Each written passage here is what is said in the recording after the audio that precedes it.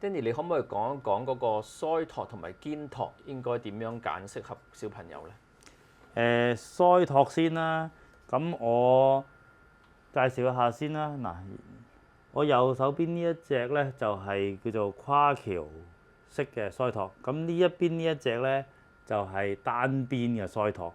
咁大家嘅形狀咧都有少少唔同嘅，咁佢最大嘅分別咧就係唔同面型。咁喺熒光幕嘅右手邊咧，呢一隻腮托咧，我哋叫做 chin rest 啦。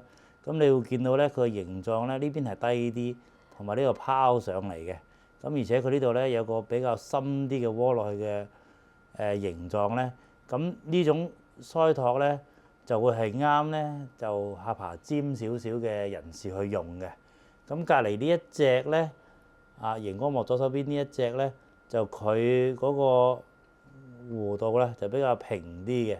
咁同埋佢窩落去嗰個深度咧係比較淺啲嘅。咁就適合啲塊面肉地比較多啲、圓潤啲嘅小朋友啊，或者大人都啱用啲嘅。如果我哋揀錯腮托嚟用嘅時候，會出現一個好嚴重嘅問題嘅。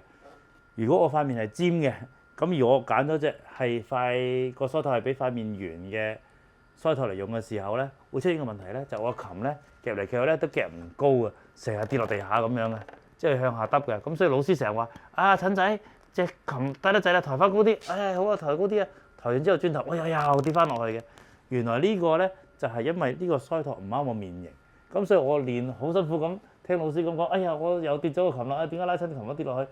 結果俾老師鬧咗幾年，都係改唔到呢個問題嘅。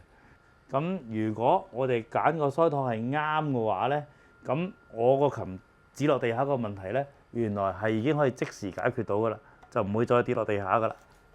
咁所以就腮托咧，一定要親自去試，就唔可以話好似幾好睇，我就呢隻，千祈唔好好似揀鞋咁樣揀到啱舒服為止。因為唔同款式嘅腮托咧都有好多好多款，亦都有係小朋友嘅尺寸，大少少嘅小朋友嘅尺寸，或者成年人嘅尺寸。咁我覺得都係建議去啲比較專業啲嘅鋪頭啦。